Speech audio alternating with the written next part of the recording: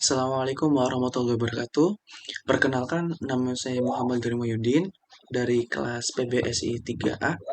Di sini saya akan memaparkan mengenai laporan hasil observasi dari kelompok kami yang sudah kami lakukan sebelumnya pada bulan Oktober di SMPNU Tenajar Kidul, Kertasemaya. Langsung saja. Nah, sebelum kita membahas mengenai apa saja teman-teman yang kami dapatkan, kita menilik kembali mengenai hakikat definisi manajemen berbasis sekolah. Nah, kita ulas kembali bahwasannya MBS merupakan sistem pengelolaan persekolahan yang memberikan kewenangan dan kekuasaan kepada institusi sekolah untuk mengatur kehidupan sesuai dengan potensi, tuntutan, dan kebutuhan yang bersangkutan. Jadi, eh, pemerintah ini memberikan peluang, memberikan kesempatan kepada lembaga pendidikan dalam hal ini adalah sekolah untuk apa? Untuk memaksimalkan potensinya, memaksimalkan segala sumber daya yang ada di dalamnya. Nah, untuk dikembangkan lebih lanjut. Jadi tentunya MBS ini merupakan sesuatu yang penting bagi sekolah terutama seperti itu. Jadi sekolah nantinya dengan menerapkan program MBS ini dapat menjawab sesuai dengan tantangan zaman seperti itu. Nah, lanjut. Nah, mengenai strategi penerapan MBS, kita harus mengetahui terlebih dahulu secara etimologi dan terminologi. Nah, menurut sumber yang kami dapatkan, secara etimologi, kata strategi ini awalnya digunakan dalam ranah militer. Namun seiring berjalannya waktu, kata strategi ini dapat digunakan secara meluas dan hampir digunakan pada seluruh bidang. Nah, salah satu bidang yang menggunakan kata strategi adalah dalam ranah pendidikan. Nah, singkatnya, definisi secara terminologis dari strategi ini merupakan upaya terencana dan sudah diterapkan secara sengaja untuk melakukan program MBS agar dapat meningkatkan mutu sekolah yang bersangkutan secara efektif dan efisien. Prosedur strategi penerapan MBS, kami mengambil buku manajemen berbasis sekolah dari Suhadi yang diterbitkan pada tahun 2020, halaman 130 sampai 136. Jadi menurutnya ada tiga prosedur implementasi penerapan MBS. Yang pertama ada persiapan. Di dalam persiapan ini ada dua poin kembali, yaitu ada sosialisasi mengenai program MBS dan menyusun tim pengembang sekolah.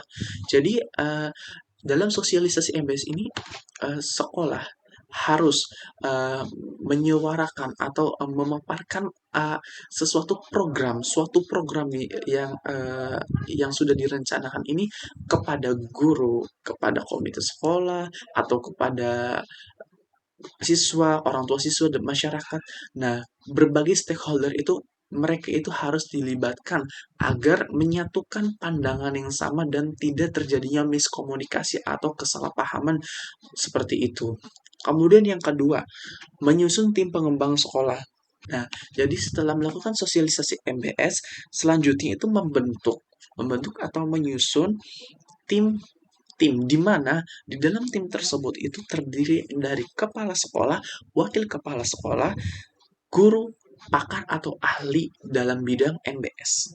Nah, jadi di dalam membuat sesuatu yang sudah dijelaskan tadi, mereka ini harus memahami terlebih dahulu, harus memahami kajian sasaran inputnya, kemudian merumuskan sasaran mutu yang ingin dicapai gitu. Nah, dalam sasaran mutu ini mereka itu harus melihat dari visi visi misi, kemudian tujuan sekolah. Nah, seperti itu. Jadi kan tentunya kalau misal hakikat sasaran itu berasal dari tujuan sekolah berasal dari misi sekolah, dan misi sekolah itu dari visi sekolah.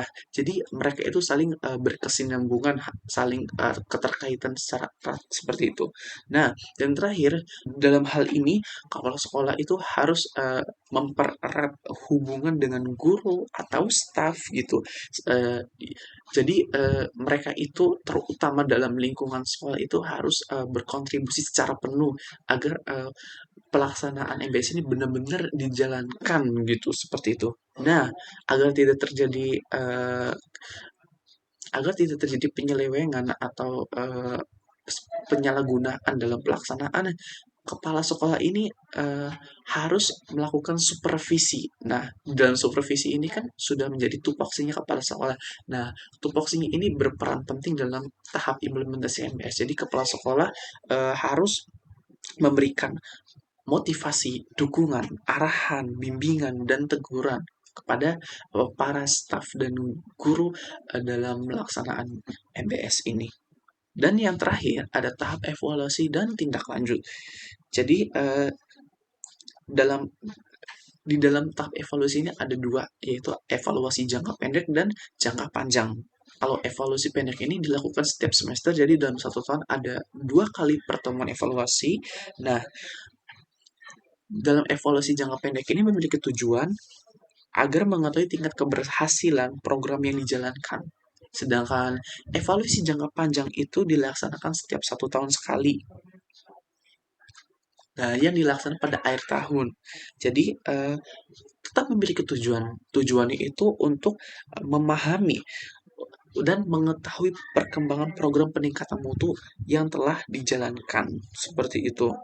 Jadi, jelas ya bahwasannya eh, dalam prosedur strategi ini adanya pemberian kekuasaan sepenuhnya terhadap sekolah. Jadi sekolah mengelola sendiri, mengatur sendiri, memanage atau mengelola manajemen sendiri apa-apa yang ada di sekolah atau di lembaga tersebut untuk hasilnya. Nah, untuk hasilnya ini tak lupa kami memberikan informasi kepada penonton atau pemirsa bahwasannya kami melakukan wawancara bersama dengan Pak Ahmadi SPDI selaku Kepala Sekolah SMPN Uter Najar Kidul.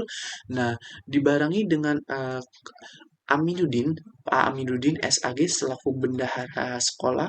Kemudian ada Ibu Nurul Fajriyah SPD selaku guru bahasa Indonesia SMPN Uter Nazar Kidul, dan kami melakukan perwakilan 6 siswa atau siswi SMPN Uter Nazar Kidul.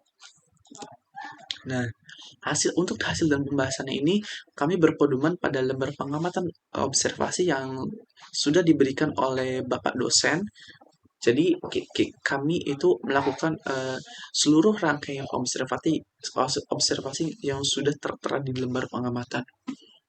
Hasilnya adalah SMPN Uta Nazar Kidul sudah memiliki aspek program pengajaran dan administrasi kesiswaan secara penuh. Sudah jelas bahwasannya pada poin pertama sudah menerapkan MBS. Nah, dari observasi kami ini hanya 2 aspek saja yang ada, dua bukti konkretnya ini adalah rencana kebutuhan guru dan pegawai. Jadi menurut narasumber ini sudah ada di sekolah, dan usulan pengadaan guru dan pegawai sudah ada gitu, seperti itu.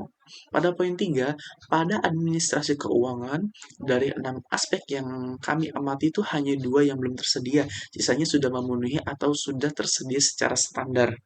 Jadi, yang belum memenuhi kriteria kepala sekolah sebagai pimpinan yang kuat memang benar adanya, terus juga bijaksana dalam memimpin SNPN Utan Nazar Kidul. Kemudian lingkungan sekolah ini tentunya menurut pengakuan dari narasumber sudah berjalan dengan aman dan tertib. Selanjutnya sekolah ini mampu mengelola tenaga kependidikan sekolah secara efektif. Kemudian sudah terjalin kerjasama yang cerdas, kompak, dan dinamis. Lalu partisipasi masyarakat itu cukup tinggi, seperti itu. Tidak lupa bahwasannya SMPN Utan Nazar Kidul ini memiliki akuntabilitas.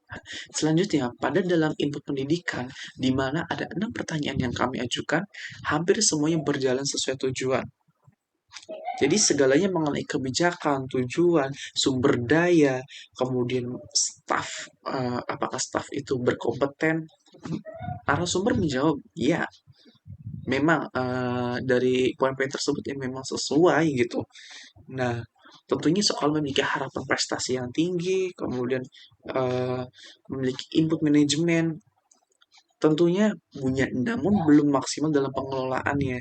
Jadi sekolah ini sebelum memulai tahun ajaran baru akan dibentuk tim pengembang sekolah yang ditugaskan untuk merancang rencana untuk menargetkan tujuan sekolah ke depannya itu. Nah, lanjut pada tahap pelaksana MBS, SMP NU Nazar Kidul ini sudah melakukan proses implementasinya dengan menerapkan strategi alternatif yang diharapkan mampu meningkatkan kualitas pendidikan.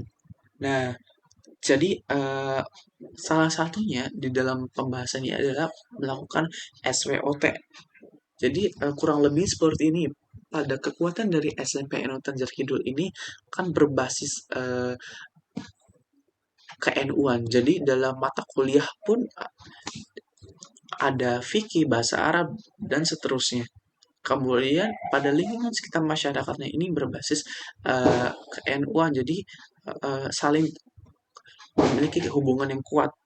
Untuk kelemahannya sendiri, salah satu contohnya itu adalah eh, ada guru yang tidak linear dengan jurusannya. Kemudian ada beberapa guru yang belum menerima sertifikat kependidikan seperti itu. Nah, untuk kesempatan atau peluangnya ini ketika dalam acara besar, misalkan Hari Besar Islam atau dan acara kegiatan keagamaan lainnya itu tentunya SMP NU Tanjir Kidul tuh dilibatkan sama masyarakat atau sebaliknya masyarakat ini dilibatkan sama SMP NU Tanjir Kidul. Nah, untuk tantangannya sendiri dengan adanya era digital ini khawatir ada penyimpangan berbagai aliran. Jadi lanjut ya pada poin terakhir ini sudah saya jelaskan sebelumnya. Nah, lalu dalam segi fasilitas sekolah ini selaku sekolah swasta bebas mengelola apapun. Dalam artian tidak ada batasan kecuali sekolah negeri yang ada keterikatan dengan pemerintah pusat seperti itu. Nah, berdasarkan hasil observasi dari wawancara yang kami lakukan, dapat disimpulkan bahwa penerapan manajemen berbasis sekolah di SMP NU Nazar Kidul, Kota Semaya telah terlaksana dengan baik. Nah, jadi sekolah ini tuh telah melakukan perencanaan program sekolah dalam hal melaksanakan proses baik proses pembelajaran, proses pengelolaan kurikulum, pengelolaan ketenagaan, fasilitas, keuangan, membangun hubungan atau jalinan em, dengan baik antara sekolah dengan masyarakat, serta mampu melaksanakan evaluasi program sekolah dengan baik seperti itu. Nah, jadi pada bagian penutup ini, berdasarkan hasil temuan yang kami lakukan selama observasi, kegiatan MBS di SMP NU Ternate Kidul telah terlaksana dengan baik. Baik, kita lanjutkan pada bagian penutup ini berdasarkan hasil temuan yang kami lakukan selama observasi berlangsung, kegiatan MBS di SMP NU Tanjir Kidul ini telah terlaksana sebagai mestinya tentunya. Nah, dalam tenaga pendidikan untuk meningkatkan mutu sekolah, mengadakan workshop pendidikan, kesiswaan yang tertata dengan baik, manajemen hubungan sekolah dan masyarakat itu terjalin dengan baik. Nah, dari kesemuanya ini memiliki tujuan untuk mencapai tujuan yang diinginkan secara bersama. Berikut ini adalah dokumentasi selama kita melakukan observasi. Nah, ini adalah visi misi yang ada di dalam SMP Newton Nazar Kidul. Kemudian ini foto dengan kepala sekolah Bapak Ahmadi.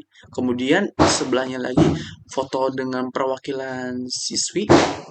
Nah, ini Bapak Ahmadi juga.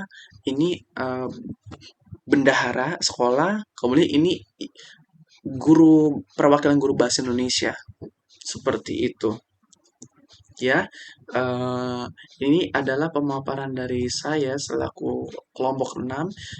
Tentunya dalam perkataan saya ini mengandung banyak kesalahan, kesalahan datangnya dari saya dan kebenaran hanyalah milik Allah Subhanahu wa taala. Jadi saya mengharapkan permintaan mohon maaf sebesar-besarnya kepada teman-teman semua dalam penyampaian materi ini. Saya cukupkan. Wallahul muwaffiq ila aqwamit thoriq. Wassalamualaikum warahmatullahi wabarakatuh.